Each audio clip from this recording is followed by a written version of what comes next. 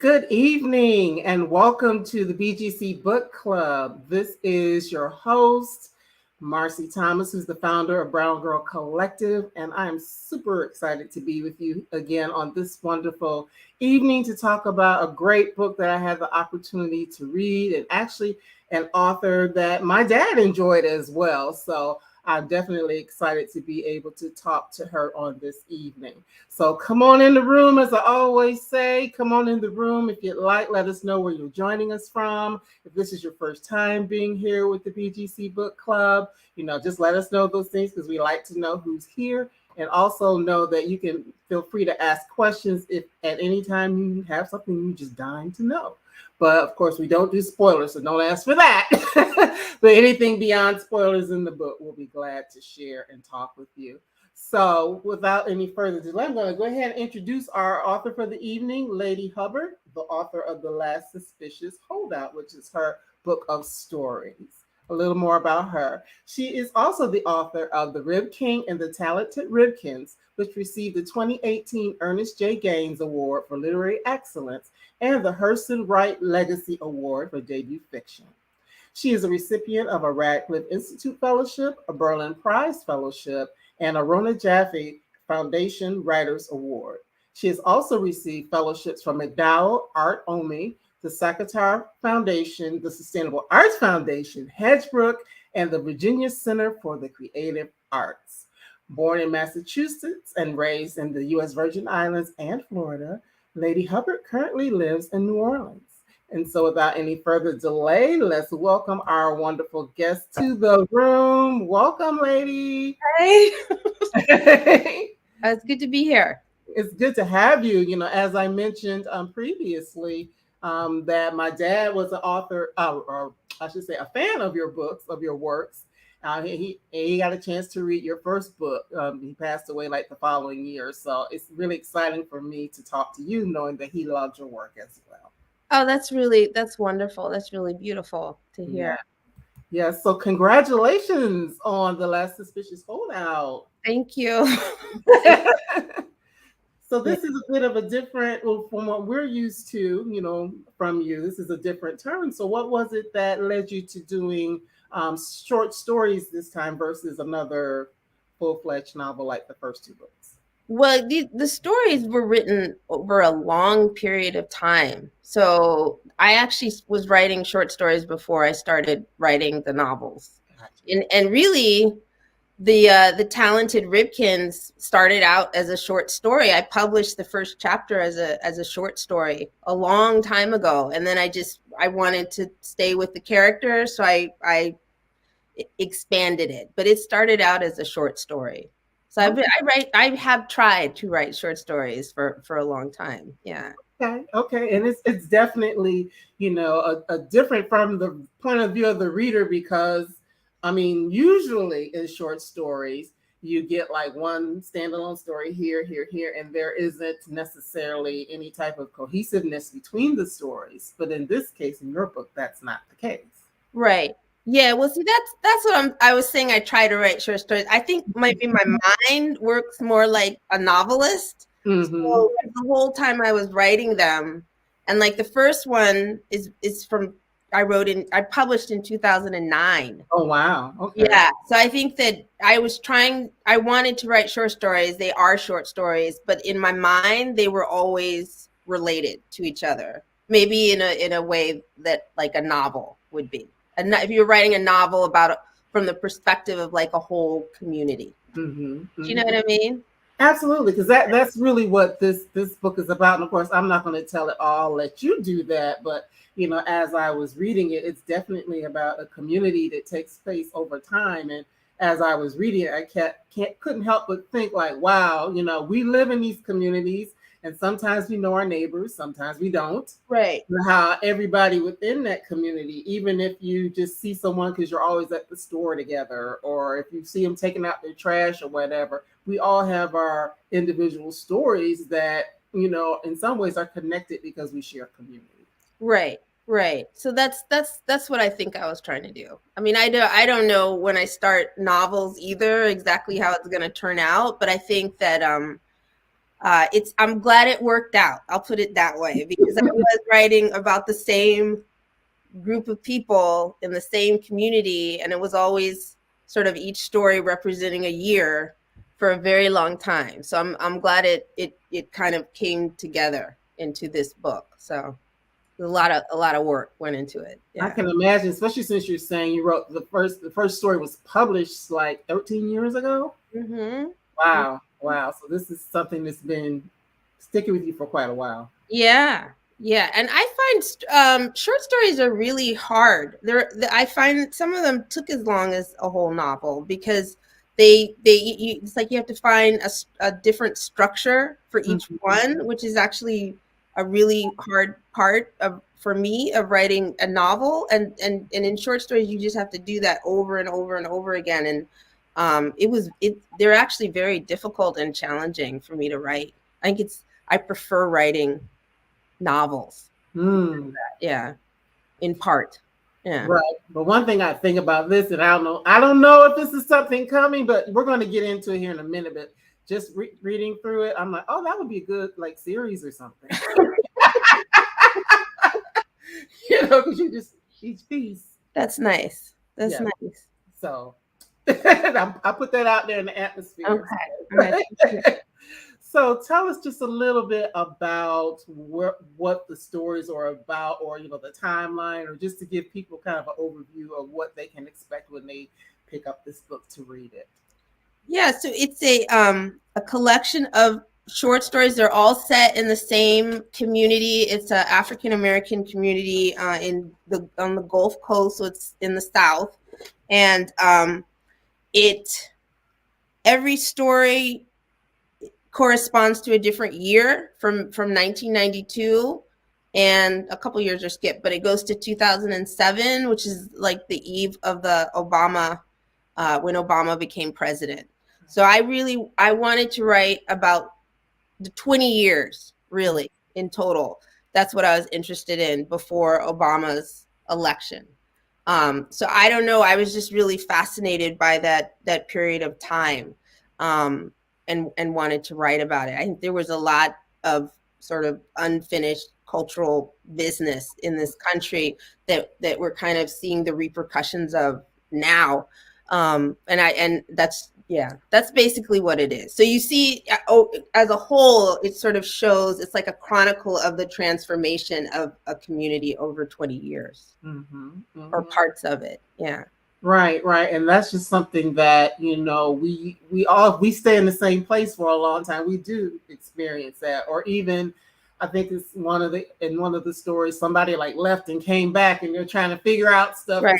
It's changed so much. So for the people who live there, it might not be as noticeable that it's changing, but for the person who goes away and comes back, you can really see, how things evolve, or in some case devolve. Right. In a community. Yeah. And as a writer too, it was really interesting, because I think language, really, the way people talk about certain issues really changed, or has changed a lot. And that was something I was very interested in too, as a writer, was sort of like the transformation of language. The way people talk about like race and gender and things like that has changed so much since 2007. It's kind of incredible to think about, That is true. And I mean, just a quick sidebar, a few weeks ago, Toni Stone, who was one of the first Black women to play baseball, she played for the Negro Leagues. And Google did a Google Doodle about her on I don't even know why they picked a particular day, but they did. And I posted something about it, and someone said, I said, oh, she, whatever, I said, and they were like, well, how do you know she identified as a woman? I'm like, okay, you do realize that this was a long time ago. Oh, yeah. So, language and the ways that people presented, and, and in this case, she was, a heterosexual woman, married, had a husband and everything, but someone just automatically assumed that maybe, right. No. Right. You weren't, that wasn't something that was an issue at that time, No. Yeah. So yes, things have definitely changed. So share with us a little bit of your first story, which you and I had talked about before, and then we can kind of get into some of the themes of the book. Oh, okay. So you want me to read from that? Yes. Okay. All right. So the first story in the book is called Flip Lady, and it's set in 1992. Okay. So 1, history. Raymond Brown hears the sound of laughter. He puts down his book and looks out the window. Here they come now, children of the ancient ones, the hewers of wood, the cutters of cane, barreling down the sidewalk on their huffies and Schwens. Little legs pumping over fat rubber tires, brakes squealing as they pull into the drive, standing on tiptoes as they straddle their bikes and stare at the house with their mouths hanging open, just like before. Some of them he still recognizes. He made out with that girl's sister in the 7th grade, played basketball with that boy's uncle in high school. This one was okay until her brother joined the army. That one was all right until her daddy went to jail. And you see that girl in the back, the chubby one standing by the curb next to the brand new Schwinn? She hasn't been the same since the invasion of Grenada 9 years ago in 1983, the Spice Island. When the Marines landed, she was 3 years old, living in St. George's near the medical clinic with her mother, the doctor, and Aunt Ruby, the nurse. The power went off, the hospital plunging into blue darkness while machine gun fire cackled in the distance like a bag of Jiffy Pop bubbling up on a stove. Oh no, Aunt Ruby said, just like before. It's all there in the book on his lap. Colonizers fanning out across the Atlantic like a hurricane, not exactly hungry, but looking for spice. They claimed the land. They built the plantations. They filled the Americas up with slaves. Sugar kept the workers happy, distracted them from grief.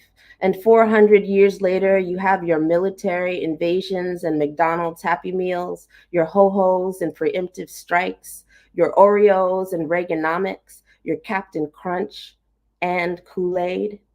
These kids can't get enough of it. They sit in the driveway, they shift in their seats, they grip the plastic streamers affixed to their handlebars. One of them kicks the kickstand and steps forward, fingers curled into a small, tight fist as he knocks on the kitchen door. Flip Lady, you in there? Just like before. They roam the entire earth in search of spice, so why not here? Why not now? Flip Lady, you home? It's me, Calvin. For the past few weeks, they've been coming almost every day. Raymond closes the curtain. He shakes his head and turns towards the darkness of the back bedroom. Mama! It's those fucking kids again. So I'll just read that. That was the first section. Do you want me to read more? I'll happily read more. That's good. Them effing kids again. I love it.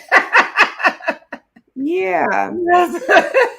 But yes, I mean, that is just that particular story, or part of what you read that was for me like, wow, when you were talking about how people were brought here to the United States and about, the sugar and the cane and how basically a lot of the same things are happening, like war. And now it's, the way that sugar is being used in other ways that we might not be out there, working the fields or whatever per se, but sugar is still something that has an impact on us, especially in a lot of our communities. That's what I read into it. Right. No, definitely. And when I thought of the character, he's sitting and reading he's reading a book by Walter Rodney called How Europe Underdeveloped Africa.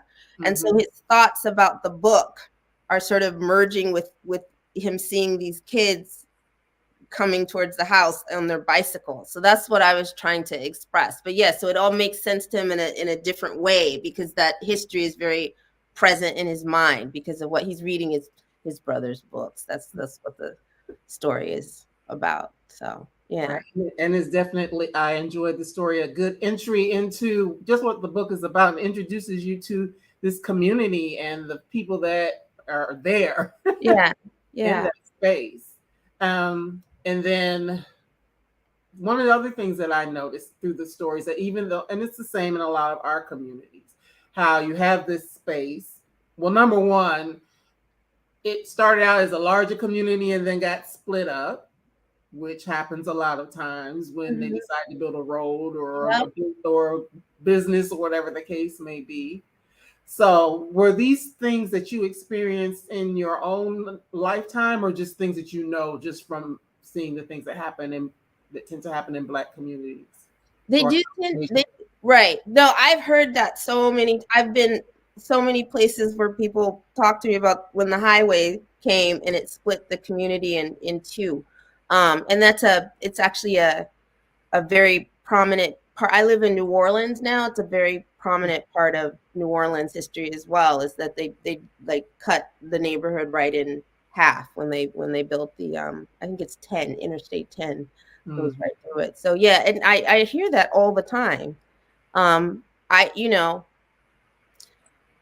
It seems to be a common move just to we don't know what to put it.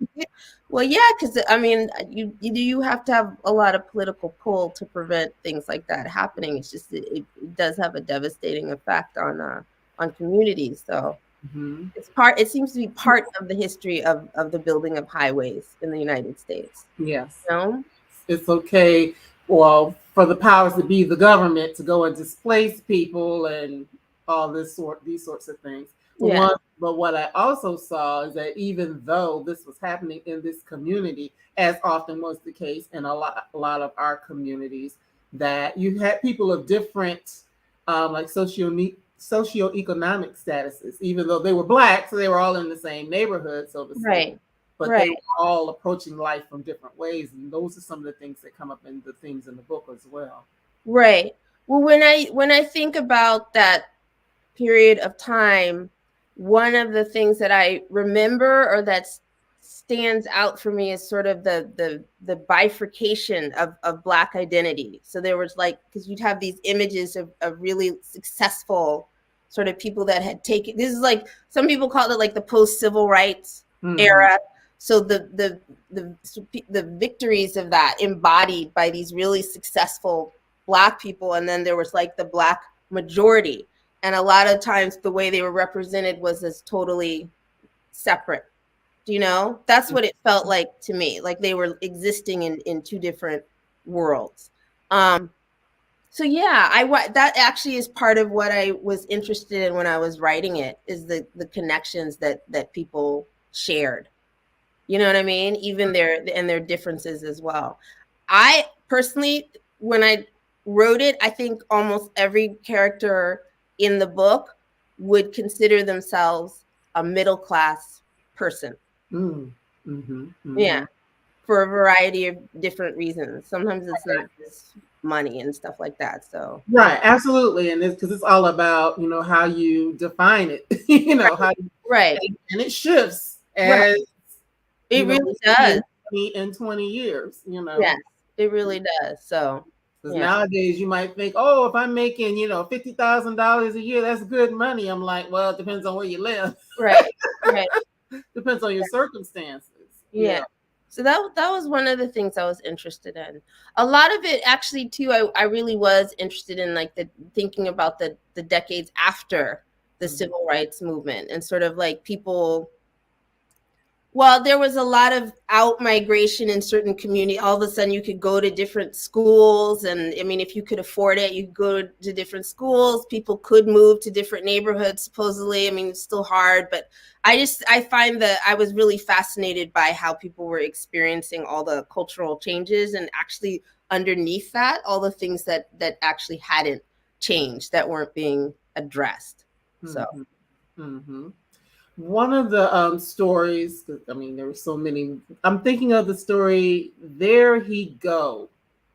That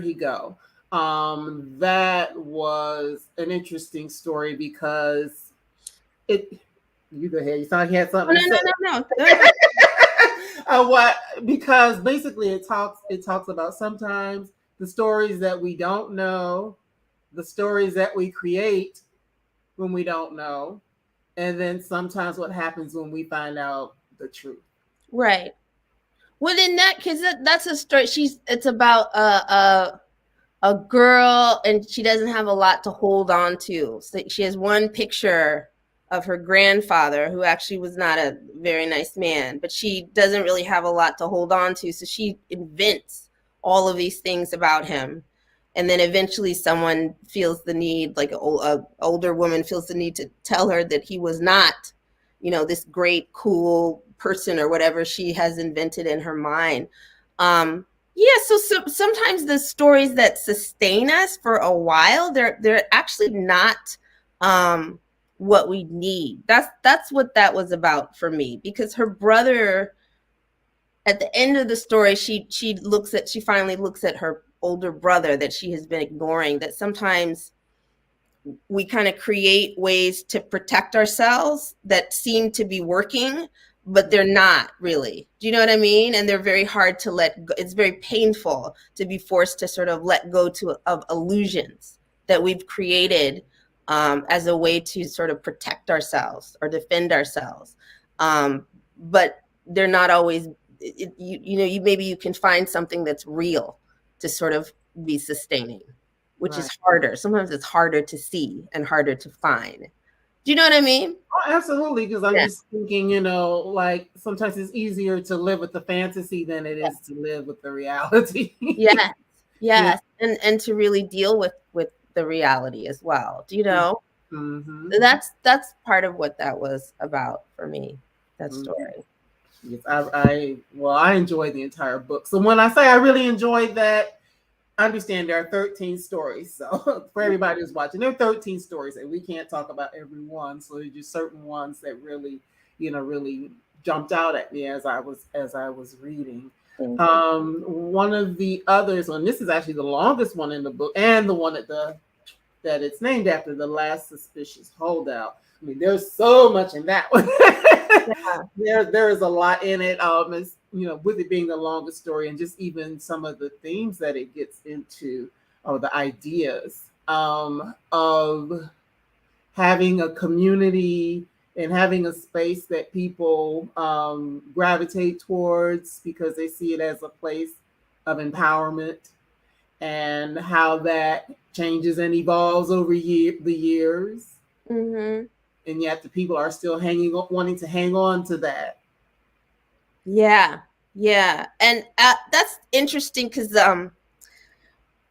that's the story, and is in part about language, because that's like I don't know how much you don't want me to tell what happened. It's hard to talk about without talking about what actually happened. But it's a community center that has been being funded by an organization that I hope was very clear that it was based on McDonald's. Right. And, yeah, they have like McDonald's houses, but it wasn't supposed to. It's like, it looks like it was a mistake, and so they're about to lose funding. So the where they send someone down there to sort of figure out what's going on, and to like mitigate any fallout from this horrible mistake they've made. And her solution has to do again with language, like the way that you represent your relationship to this community center has to change, because nobody cares about that. People don't care about that.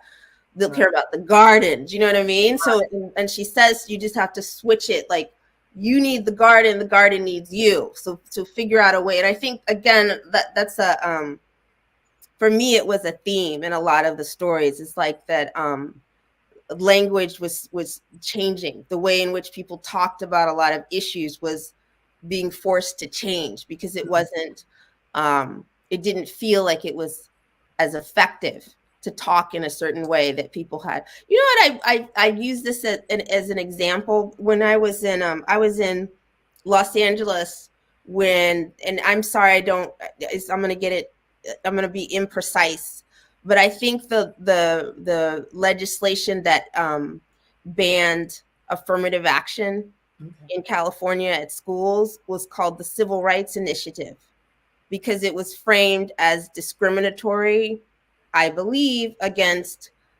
white men, right? So I remember at the time I was like, what? Because the language, what you might associate with like the struggle for civil rights, it was just being like hollowed out. and people were using it to sort of achieve the opposite ends that I might have associated with the term. And I felt like there was a lot of that going on, like a hollowing out of the meaning of language. So like people talking about, well, you guys have been saying race is, not real. So apparently that means racism isn't real either, because right, we got it now. Race isn't real. That's not true. And a lot of denial of the fact that racism is, again, structural. But I feel like it was a kind of hollowing out of language, like things that might have made sense were being questioned a lot of the time. I don't know if that makes sense, but that's It does. Yeah. And like even in this particular story, with what's going on, it's like, yes, they're trying to determine whether or not the center should keep its funding. And I mean, that's the crux of it. But one of the things I was thinking about, the person, and forgive me because I'm not going to remember her name, but the person that was sent to talk to them. Oh, Claudette. Yeah. Claudette. Yes. With a C. I was also looking at it from her perspective, just the way that she was written, because like she goes in and maybe she has one idea of what it is. Right. Then even I'm seeing her shift along the way as well, because maybe initially she has an idea that, we just got to go in here, we got to shut this down, this is wrong, looking for all the things that are wrong. Right. Then as she continues to learn and get more information and have conversations with people, she begins to, shift somewhat and comes up with a way to craft it so that I guess everybody wins, maybe. Well, yeah, how you look at it. Right. So because the character is actually from there, so she remembers it from her childhood. But you're right. I think it's her interactions with other people, and there's like a scene where she goes in to talk to a radio station manager, and I think it's in part the way he is talking to her, and he doesn't realize she's a representative of Bertie Burgers. He thinks she's a representative of the community center because she's Black. And I think all of that, she really wants them to get what they want and to stay funded and to stay where they are. And so she's trying to find a solution. But you're right, there's a shift over time from when she starts and after she has interactions with not just the Black people, but the white people outside in the community as well. So, yeah. And that's just something, it resonates because oftentimes, when you are a Black person in certain spaces, you may be the only one. Yes. Or, you may walk into a room to have a conversation and someone thinks, like he immediately assumed that she was at the community center because it was a Black, primarily in the Black neighborhood. Right. And so things like that, and talking, and it's crazy because he's talking to her one way, talking down to her. Right. Then when he realizes, she has some power. It's like the whole thing shifts, and I'm like, wow. I mean, how many times do we, if you are a Black person in certain spaces, how often does that happen when somebody thinks you're a quote unquote nobody, and then they find that you are a somebody? Right. It shifts. Yeah, and it has an effect on her. It reminds her of something. It's immediate effect is just a reminder of something, And I think that is actually part of, because it's not stated in the book, but and also I think she wants to, it's part of her, she's that good. This is how good I am at my job, because that has come up. She's also, she's thinking of having a baby, right? And so what her job means to her is also something very prominent in her mind. So in part too, I think it is just like that she can fix it. She can do something that maybe other people, one, wouldn't care to take the time to do, but also that's how good she is at what she does, is that she will solve this problem. Yeah. She is the Olivia Pope. But yes, I mean, there's so many things. And like when you said modeled after McDonald's is coming, like, yeah, I could think of that. And how also another thing that came up is just thinking about like a couple years ago when we went through the so-called racial reckoning, how you could see all of these companies wanting to, everybody wanted to support Black business and put more Black people in ads and have all these statements and all these wonderful things that were really just performative. Right. Because when it's all said and done. Right. And because it's not new. It's like, I mean, what's happening, has happened, or I don't know where it is right now, but yeah, that's not new. And I actually did do a lot of research on McDonald's and their ads and stuff like that. And yeah, there was a period of time where it seemed profitable to sort of like market yourself in that way. I don't know. It's just it seems to be just a reality of how a lot of corporations think. If it's profitable to do it, then okay. And then eventually it didn't, all that just kind of, it waned. It just faded out because it wasn't, you didn't have to do it. You weren't compelled to do it. So there's a lot of things I think you really have to actively work to compel corporations to do, or they won't. That's true. They definitely will not. Because the bottom line is a dollar sign for them. Right. And a lot of times our needs as a community, the Black community, aren't always at the forefront. Now, getting our money, yes. Right. But I did read that that was part, I think that was part of how, if I remember correctly, because I did do a lot of research on it. I might be getting it wrong, but I'm pretty sure that is part of how they marketed themselves for a while. McDonald's was that they were like, they had not left the inner cities. Like all of these other businesses fled and they did not. So they were like, see, we stand with the Black community because we're still there. So yeah. So anyway. Right. We're still there. Last thing about that, because I've been noticing this lately, seeing commercials that talk about how it's such a great place for the community to go and hang out, and all the people of the different ages and stages, like trying to convince people to come back and hang out at McDonald's. And you do touch on that a little bit in this story as well. So.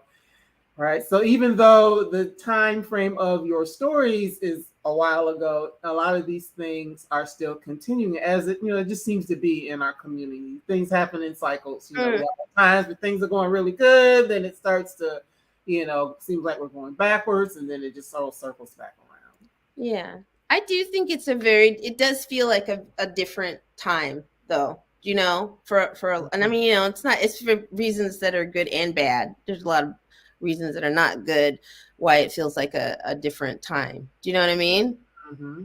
So, but people seem more direct when they talk about certain issues right now to me. So I don't know. That might just be an impression. I think so. I think so. People are being a lot more direct about what they want and what they don't want. Yes. Yeah. What they don't want. In the story Yams, I enjoy that because there's some history in there, but it also speaks to, like wider history and yams and what they mean to us as a people, but then also how they were important in this particular family. So what was it made you focus on yams? Because I know there's other things that we brought from other places, but what was about yams that specific? Oh, I like yams. I just like them.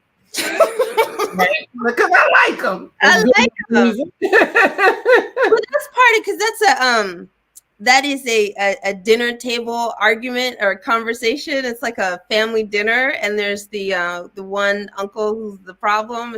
Most families have one uncle or one aunt who's like makes it hard, and yeah, so he's telling her, telling her history and about the yam. It always comes back to the meaning of the yam, and she's like, can I just enjoy it? Like, can I just do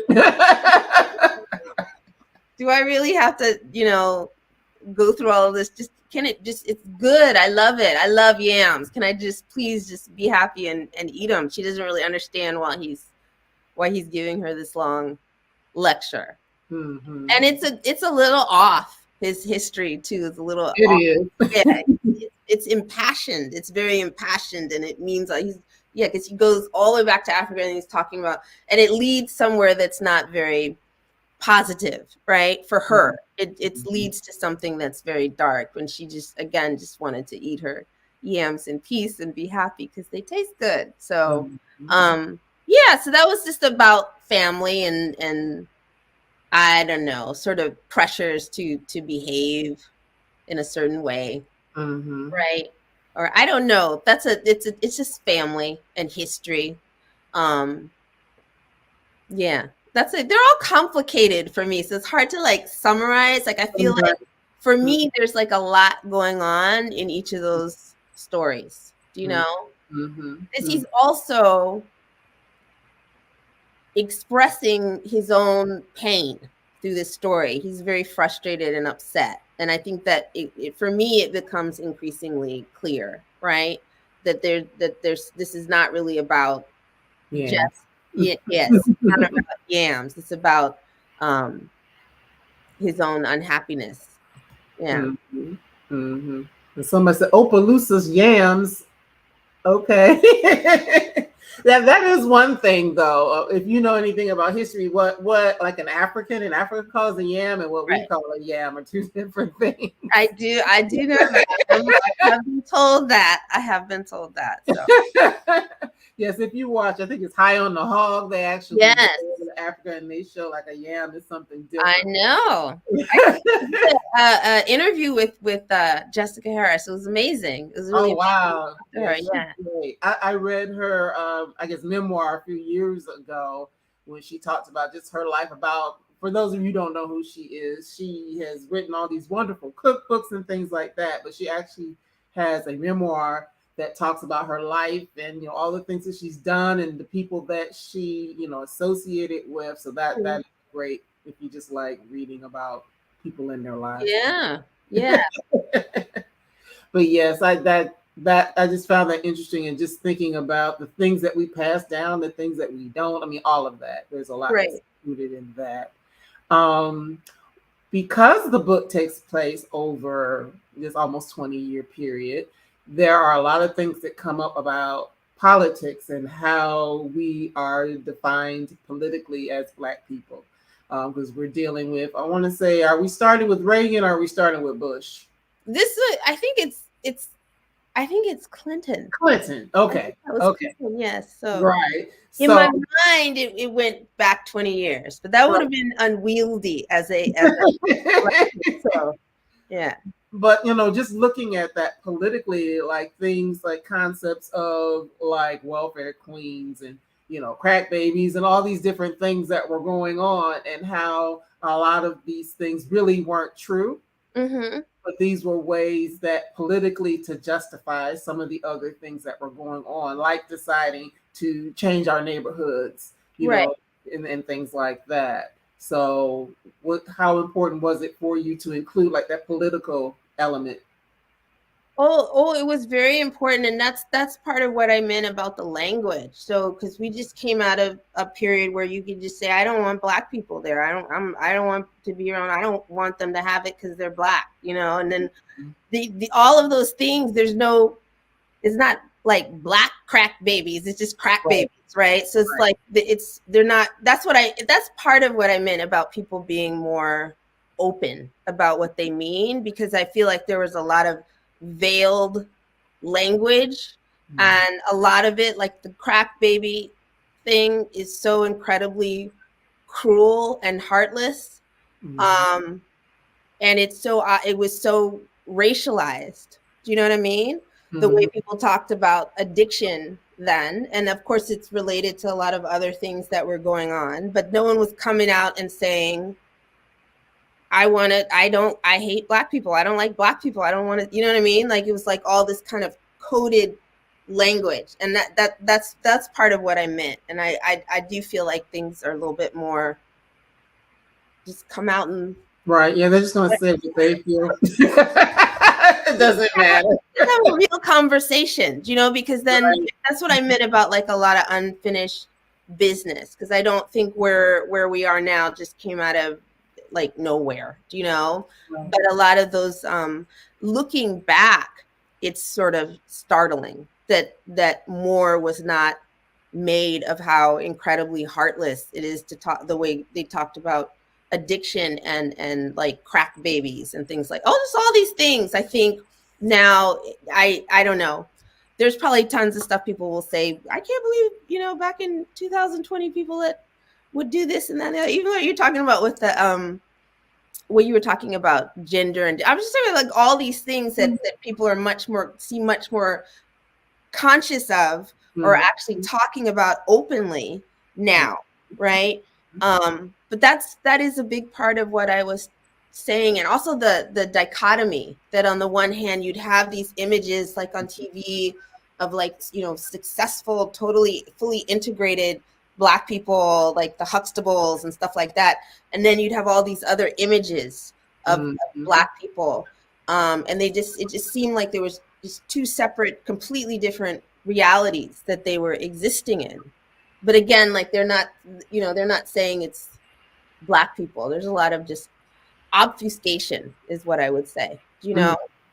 Yeah, and it's true. Yes, just thinking about that, like the Cosby Show and Different World and all that, which is a different world from a lot, you know, that's television, you know, that's fictionalized, and right. You know, there people could say, oh, well, that's not really real.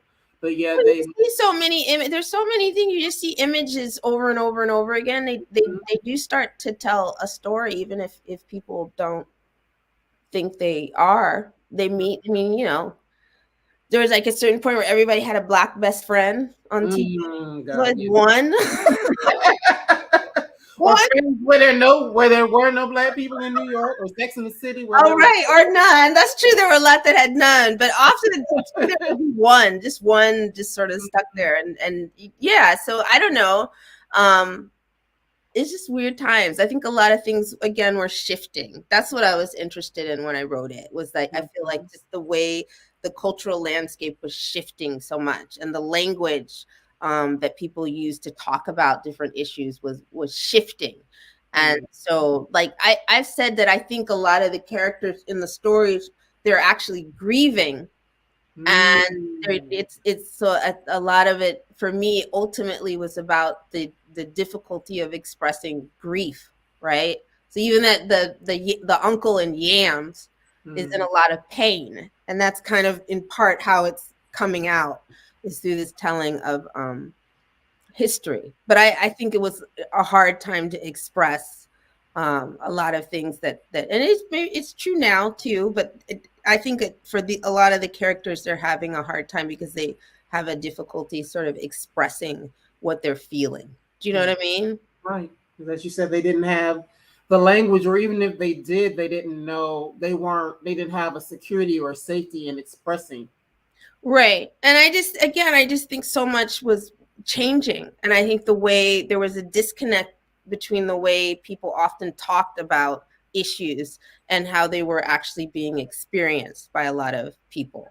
And again, that might always be true, but I you know, I did write it over, I guess I started writing this when Obama became president for some reason. If I think about it, that was a long time ago, but it's something that was I was very concerned with when I looked back on what had happened before, what had led up to it, or even the reactions to him becoming president, and trying to figure out what to make of that. What does that mean that America is going to have a Black president? Do you know? Right. And you do touch on that in the last story. Like people were like, you know, this guy, and you know, this is about to happen, and you know, right, because you know, a lot of people, you know, he ran on a platform of hope, you know, and people were hoping that this meant something different, that this was going to, you know, usher in this new way of living, you know, specifically for, you know, us, that oh, well, we've got a Black president. But we found that in some ways, certain things became worse, actually, because there are the powers that be that didn't appreciate that. Right. Well, and I found it really fascinating. I mean, people, I feel like the shift that I'm talking about in terms of language, it happened while he was president. There's like a lot happened while he was president. So, but yeah, I don't know. I think because there was like a little blip where people, you'd hear post-racial America. Now we've achieved all of this, and you have a Black president. And this is not to distract from how, like, sort of there. Of course, it's beautiful to see a Black president of the United States. That's really shocking, and it meant a lot to a lot of people. It meant a lot to me. It meant, I can't tell you what it meant to my mother. Do you know what I mean? To just see something like that. But what did it actually mean?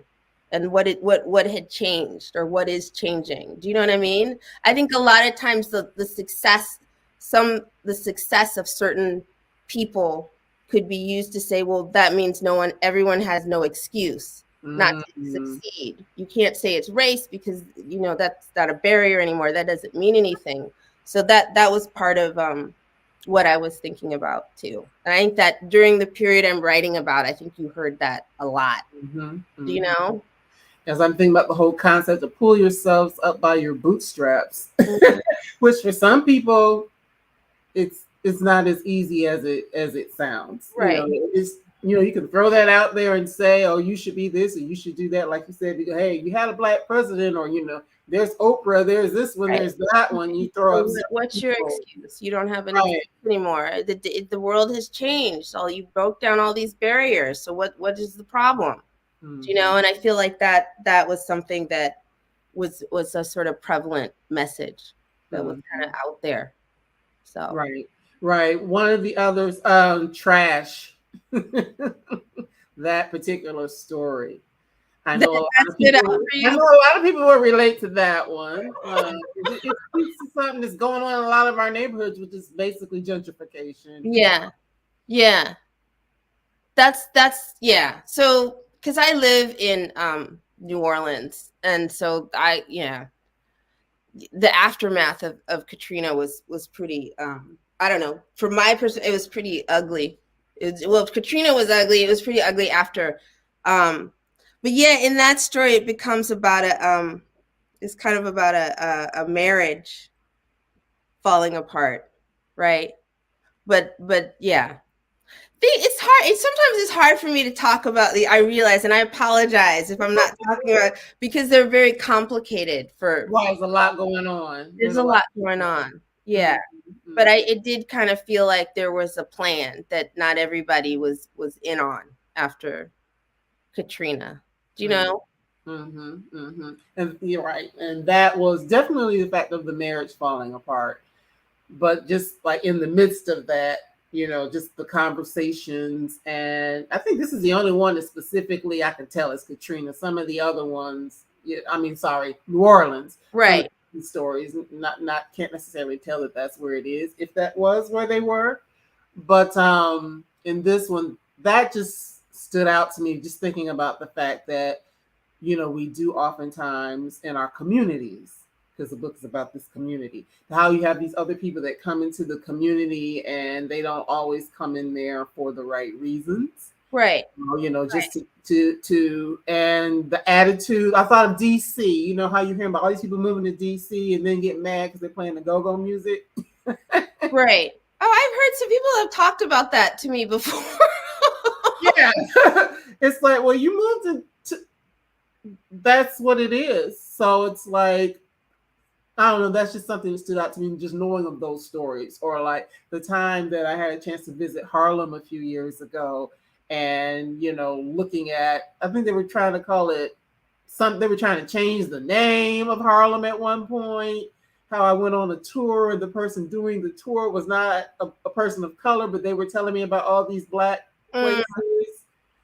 Just things like that when you talk about a neighborhood and how it changes and shifts over time, right. This is something that comes a part of it in the midst of everything else that's going on. Because that's the thing, we have whatever's happening in the world, like us right now, everything that's happening in the world.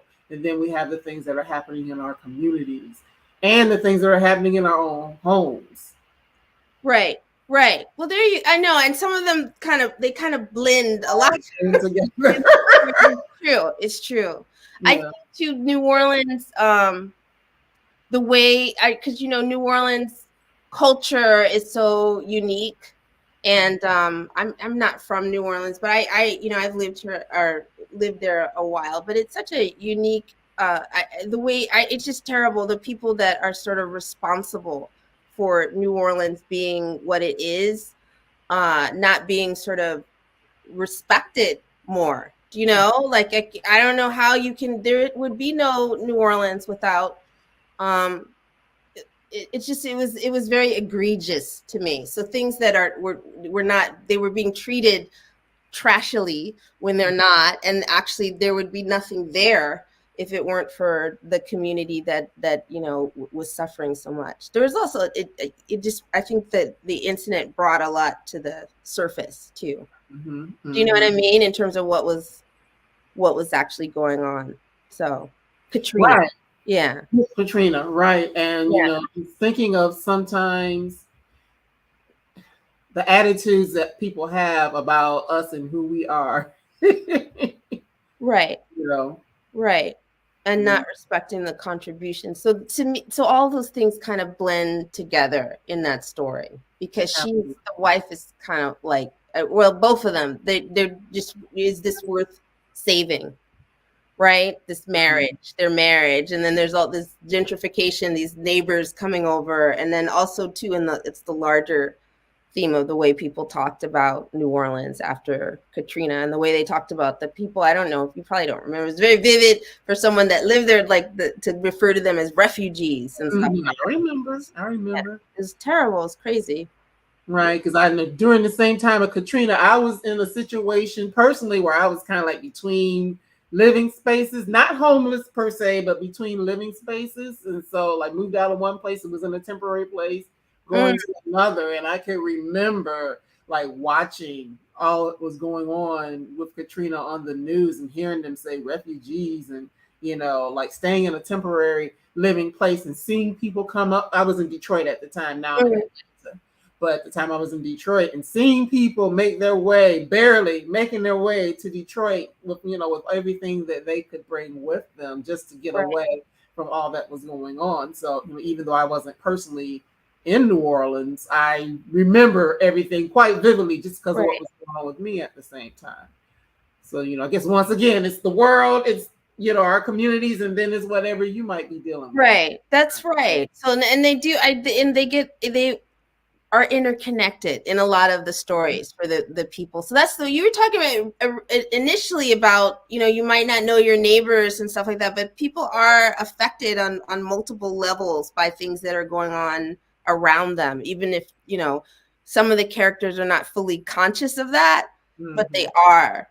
So I always thought it was funny, to me, there's like a very short story in here called Crack Babies, which is like a horror movie, but I was thinking about horror movies. But so you have this teacher sort of ranting, right? Because he's just had it. And the kids don't really understand why he's doing this. And he just tells them, you need to write this down. And it seems like, the character, nobody's paying attention. Right. But she does. She writes it down. She writes everything he says down in her notebook.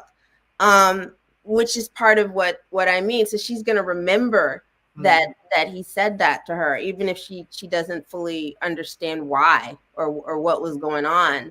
It becomes a part of who she is. Do you know?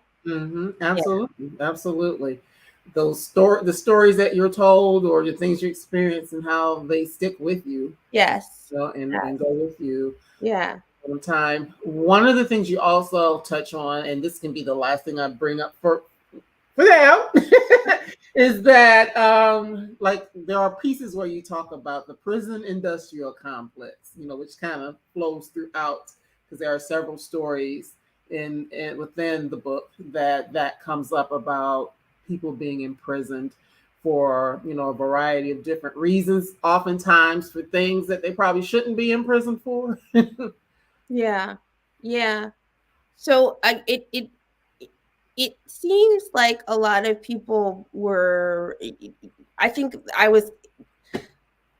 I know in some of the story, I'll put it this way, I was interested in different things in different ones. The way that the people that had issues with addiction were often always they're pretty much very consistently portrayed as being very dangerous. Like everyone was a violent drug dealer, like with a gun and stuff like that, as opposed to having an addiction. So it's just, again, sort of the way in which people were not just criminalized, but made in trying to make them into like scary monsters. They're horrible monsters. And I think a lot of things of in terms of the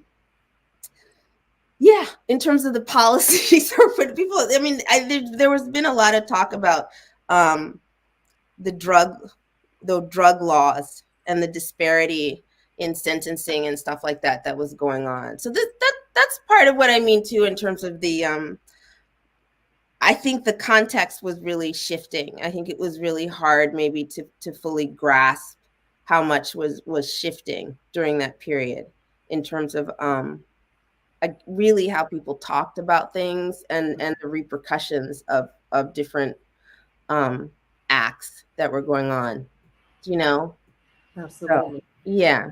And to think that now in a lot of places like marijuana, for example, right. it's been made legal, in certain places, but yet you have people that are still locked up for drug charges. It's crazy. On marijuana. So right. We know there's something definitely underlying why that would still be the case. Right. That for me, that's a big part of, in terms of things, there are things that people talk about consciously and there are things that they don't, but that's a big part of the context in terms of what was going on during that period. And so what is going on with those characters and affecting them directly and indirectly a lot of the time, because that is a big part of the social context for them. Do you know what I mean? Mm-hmm. Mm-hmm. Absolutely. It's another way of being vulnerable to certain types of attack, Right. And wow, when you said it, just made me think about something. My last guest, on Thursdays, I do something called Live Well, Sister. And we talk about basically ways that we can learn to live better and, discover ourselves, whether it's spiritually, emotionally, all different types of things. Oh, that's great. And thank you. And the guest we were talking about the Enneagram. I might be saying it wrong. Enneagram, talking about different, we have different personalities and about basically how we start to wear certain types of armor upon the things that are happening to us, and how we each have our own, once again, our own individual stories, that we may have our own individual armor that we're wearing. And we see some of that in your stories, but then you also see the broader armor that we may be wearing because we are Black, or because we are Black and woman, or because we are living in America as Black people, or, whatever the case may be. And so when you talk about, just the things that people are dealing with, I can see some of that in here, how these characters are dealing with life in different ways and wearing different armor. Right. To deal with the different issues that they have. Right. Well, there you go. I said, there you go. There you were talking about, there you go, before. Because that story for me, that's like the most vivid. It's like someone trying to figure out how to defend themselves, right? Like to feel strong and empowered, and to really unpack what is coming out of that effort that might not actually be empowering for her. Do you know? Mm-hmm. So yeah, see, we've come full circle now because you're talking. about. So, Ladee, thank you so much. As I mentioned before, I am a fan. My father was a fan of your work. He actually told me about you initially with the Talented Ripkins. So I know he's smiling right now. Good That's job. Beautiful. No, beautiful talking to you. So yes, absolutely. I really appreciate it. Are you still on like a book tour, or what's happening? Well, I have a lot of Zoom. Yeah. Yeah, that's pretty much the world that we're in right now. Yeah. Even some things are opening up. So you all see where she is on Instagram, her website. Please follow her. Pick up a copy. Here's what it looks like again. I know you've been seeing the name, but this is what it looks like. A nice, colorful book. So please pick up a copy and support that, as well as her other great works, like The Rib King, which we don't have time to talk about that. But yeah, her other great works as well. So please do that. And we look forward to seeing you again when you have something else come out. I'd love to. I'd love to. It's great talking to you. Great talking to you as well. And I'm going to let you go and do my announcements for the next couple of weeks. But thanks again. Go get some rest. And you told me you were tired. But thank you. Thank you. It's great talking. You're welcome. You have a good evening. All right. Bye. Bye-bye. All right, everybody. As always, thank you so much for joining me, for being here for this wonderful conversation. And let me just give you heads up as to what's coming next week. We will be talking to Sheila Williams about things past telling. That's next week on the whatever next week is, the 28th, I believe it is. And then in 2 weeks, we'll be talking about A Woman of Endurance by Dalma Llanos Figueroa. So that's what's coming up in the next couple of weeks. Thanks again, as always, for being here with me for the BGC Book Club. I really do appreciate your time and energy and being here, because I know there are a lot of places you could be, but you're here with me. So I appreciate that. And I will look forward to seeing you next week as we talk to Sheila. Have a good one. Bye-bye.